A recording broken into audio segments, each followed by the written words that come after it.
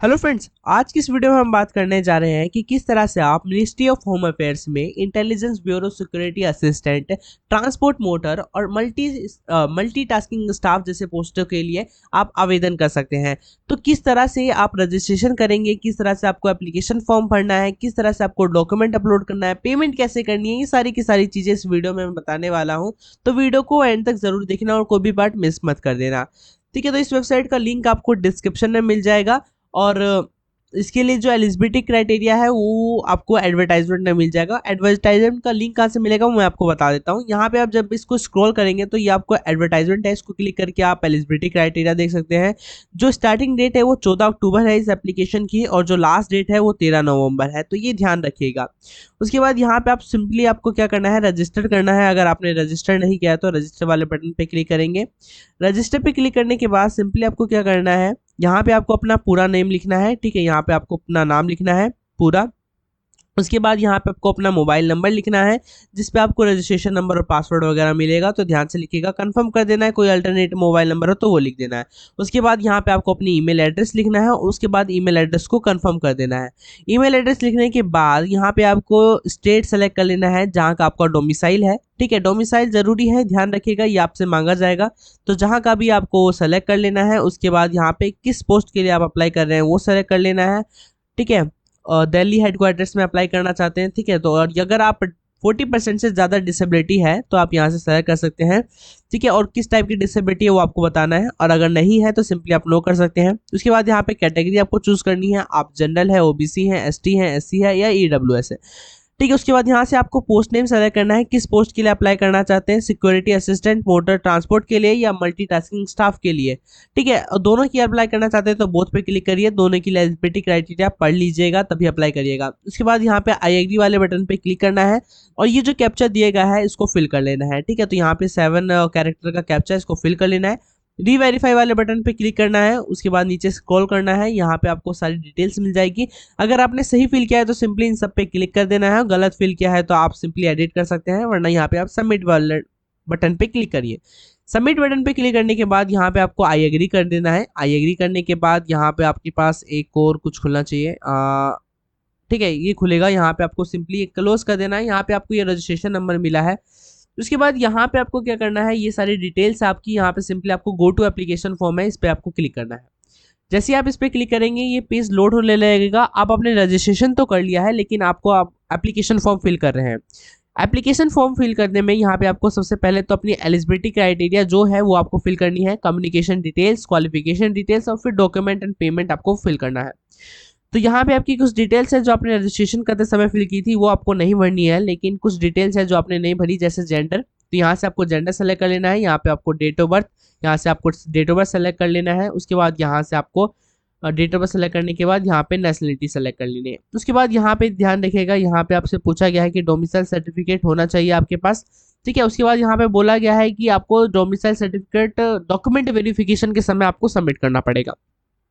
उसके बाद यहाँ पे आपको अपने पिताजी का नाम, यहाँ पे आपको अपनी माताजी का नाम लिखना है, यहाँ पे आपको अपना मैरिटल स्टेटस बताना है। ठीक है, कि आप शादीशुदा है या नहीं है। उसके बाद रिलीजन बताना है कि आप हिंदू हैं, सिख हैं, मुस्लिम हैं, जो भी है आपको यहाँ से सेलेक्ट कर लेना है।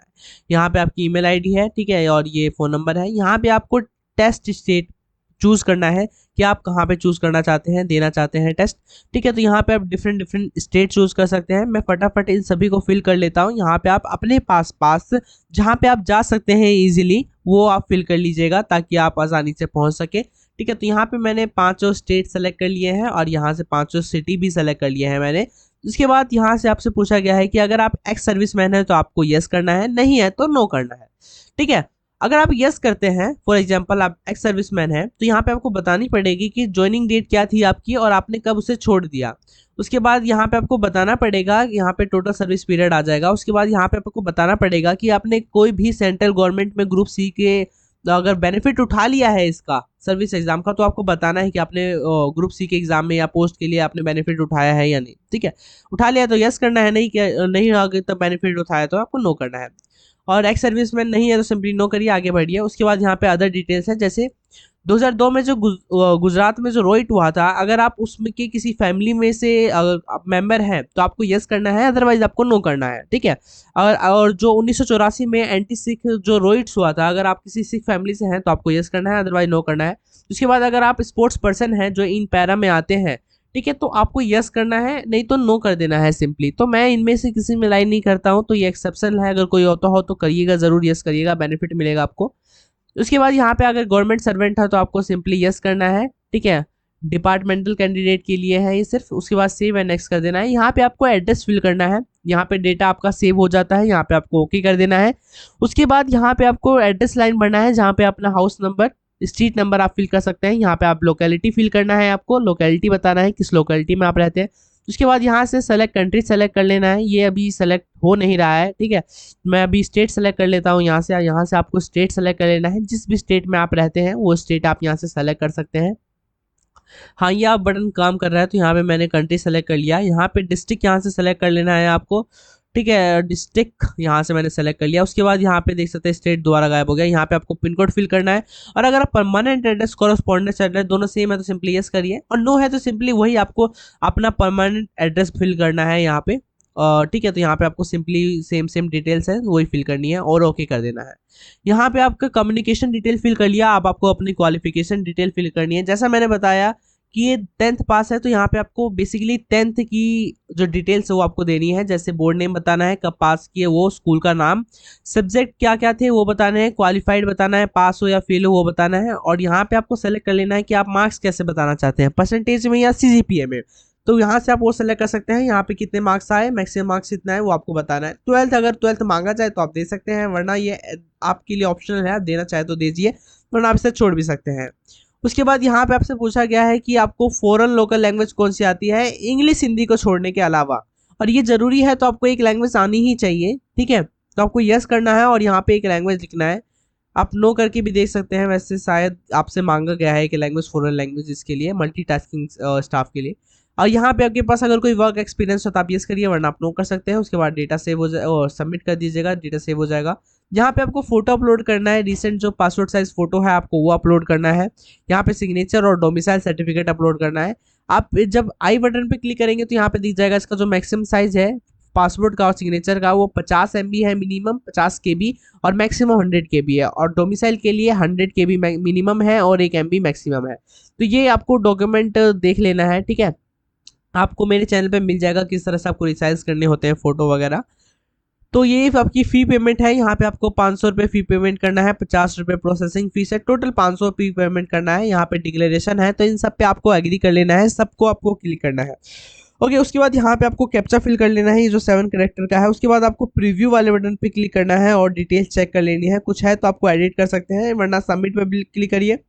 आई एग्री वाले बटन पे क्लिक करना है, आपको आई एग्री करना है। आई एग्री करने के बाद थोड़ा सा टाइम लेगा, फिर यहाँ पे आपको पेमेंट वाले गेटवे पे ले जाएगा, फिर यहाँ पे आप पेमेंट कर सकते हैं। कई ऑप्शन है आपके पास, SBI नेट बैंकिंग है, SBI डेबिट कार्ड यूज़ कर सकते हैं आप, UPI यूज़ कर सकते हैं, और other bank net banking use कर सकते हैं, other bank debit card use कर सकते हैं, SBI ब्रांच यूज़ कर सकते हैं, और क्रेडिट कार्ड्स यूज़ करते हैं। क्रेडिट कार्ड यूज़ करेंगे तो आपको 12 रुपये चार्ज एक्स्ट्रा देना पड़ेगा, और अदर नेट बैंकिंग पे 6 रुपये एक्स्ट्रा चार्ज देना पड़ेगा। तो मैं simply state bank debit card select कर रहा हूँ, मेरे पास वो है, तो यहाँ पे मैं सिंपली वो कर दूंगा, कंफर्म करेंगे। उसके बाद यहाँ पे आपके पास जो भी कार्ड हो कंफर्म कर देना है, ठीक है। 2 बार कंफर्म करना है यहाँ पे, ठीक है। सेम पेज 2 बार खुलता है, तो यहाँ पे कंफर्म कर देना है। उसके बाद यहाँ पे आपको कार्ड नंबर है, यहाँ पे आपको कार्ड नंबर फिल करना है। उसके बाद यहाँ पे आपको एक्सपायरी मंथ सेलेक्ट कर लेना है कि आपका कार्ड कब एक्सपायरी होने वाला है, और यहाँ पे ईयर सेलेक्ट कर लेना है। कार्ड होल्डर का नेम, यहाँ पे जिसका कार्ड यूज़ कर रहे हैं उसका नाम, और यहाँ पे CVV फिल करना है। उसके बाद ये जो कैप्चा दिया गया है वो सिंपली आपको यहाँ पे फिल करना है। वो फिल करने के बाद यहाँ पे पे नाउ का ऑप्शन है, उस पर आपको क्लिक कर देना है। पे करने के बाद आपके पास एक OTP गया होगा, उस OTP को आपको फिल करने के बाद आपका पेमेंट सक्सेसफुली हो जाएगा। पेमेंट हो जाने के बाद आप एप्लीकेशन फॉर्म को डाउनलोड कर सकते हैं, अपने पास संभाल के रख सकते हैं उसको, ठीक है। तो अगर फोटो कुछ भी करने में अगर आपको कोई दिक्कत आ रही हो, डॉक्यूमेंट अपलोड करने में या फॉर्म फिलिंग करने में, तो आप पूछ सकते हैं कमेंट में, ठीक है, मैं उसका जवाब जरूर दूंगा। वीडियो अगर इन्फॉर्मेटिव लगी हो तो वीडियो को लाइक जरूर कर देना, अपने दोस्तों के साथ जरूर शेयर कर देना, ताकि वो भी इस अपॉर्चुनिटी का फ़ायदा उठा सके और वो भी एमटीएस जैसे मल्टीटास्किंग में अप्लाई कर सके। तो अगर आप चैनल पे नए हैं तो चैनल को सब्सक्राइब जरूर कर लीजिएगा, ताकि ऐसे ही लेटेस्ट इन्फॉर्मेशन, लेटेस्ट एग्जाम आपके पास पहुंचते रहे। तो थैंक यू, मिलते हैं नेक्स्ट वीडियो में ऐसे ही लेटेस्ट नोटिफिकेशन के साथ, एग्जाम के साथ।